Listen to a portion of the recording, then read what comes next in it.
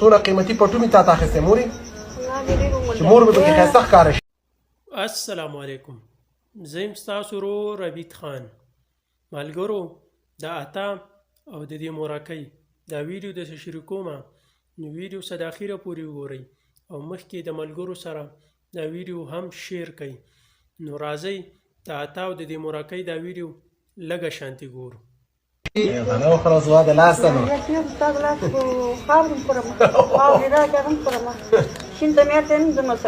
ایوه ایوه ایوه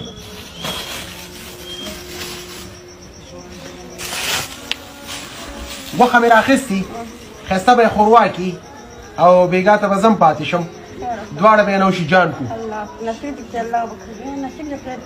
پاتې شم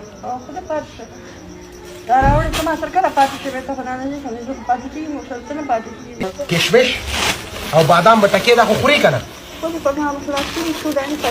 دا به خورې صحیح ده.